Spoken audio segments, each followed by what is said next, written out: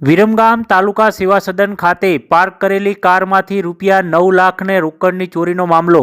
Viramgam town પોલીસે ગણતરીના કલાકોમાં ચોરીનો ભેદ ઉકેલીને મુદ્દામાલ સાથે 2 શખ્સોને ઝડપી પાડ્યા.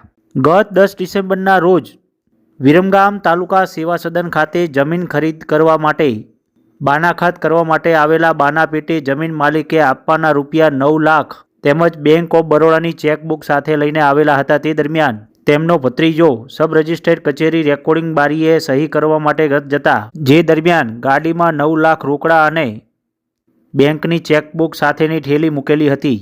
પાર્ક કરેલી ગાડીનો પાછળનો દરવાજો ખુલ્લો રહી જતા ચોર ઈસમોએ ચોરી કરીને ફરાર થઈ જવા પામ્યા હતા. સમગ્ર મામલે વિરમગામ ટાઉન પોલીસ મથકમાં ચોરીની ફરિયાદ નોંધાઈ હતી.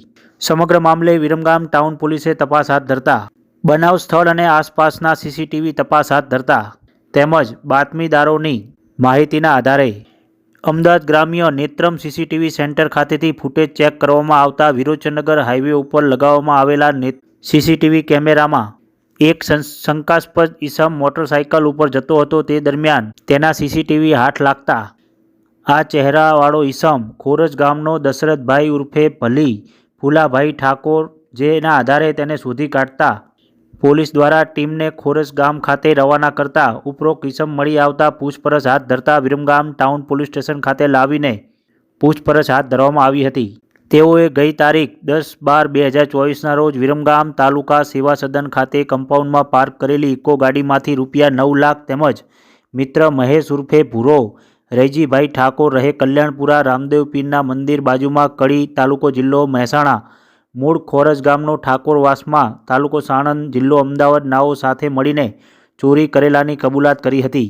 આધારે મહેશભાઈ ઉર્ફે ભૂરો રૈજીભાઈ ઠાકોર નાઓને પણ વિરમગામ ટાઉન પોલીસ સ્ટેશન ખાતે લાવીને ચોરીની કરવાની પદ્ધતિ ઉપયોગમાં લીધેલા રસ્તાઓ તેમજ ચોરીમાં ગયેલા મુદ્દામાલ બાબતે પૂછપરછ કરતા વિરમગામ ટાઉન પોલીસે વધુ પૂછપરછ હાથ ધરતા તેઓને વિરમગામમાં મોકો મળે ત્યાં ચોરી કરવાના ઈરાદે એકબીજા સાથે ટેલિફોન વાતચીત કરી અને વિરમગામ બસ સ્ટેન્ડ પાસે ભેગા થયેલા હતા.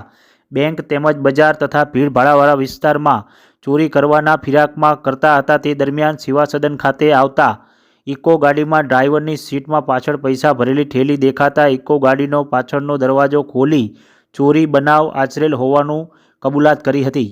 ચોરીનો ગુનો આચર્યા બાદ અલીગઢથી જૂની રેલના કાચા રસ્તે થઈને મિલ ફાટક પાછળના રોડ ઉપર થઈને નર્મદા કેનાલવાળા રસ્તે થઈને ભાગી ગયેલા હતા. જેમની પાસેથી ચોરી ગયેલા ₹9,00,000 રોકડા તેમજ ગુનામાં વપરાયેલ મોટરસાઇકલ રિકવર કરીને આરોપીની ધરપકડ કરવામાં આવી હતી. આ સમગ્ર મોટી ચોરીનો ડિટેક્શન કામગીરીમાં police inspector KS Dave, PSI MD Jaiswal, constable મહેન્દ્રભાઈ, રોહિતભાઈ, મુકેશભાઈ, જયેન્દ્રસિંહ, શૈલેષભાઈ, સોમાભાઈ, નિલેશભાઈ, રાજુભાઈ, દિગ્વિજયસિંહ તેમજ જયદીપસિંહ નાઓએ સહિત વિરમગામ ટાઉન પોલીસ સ્ટેશનના પોલીસ કર્મચારીઓ દ્વારા સમગ્ર ચોરીનો ભેદ ઉકેલવામાં સમગ્ર કામગીરી હાથ ધરવામાં આવી હતી.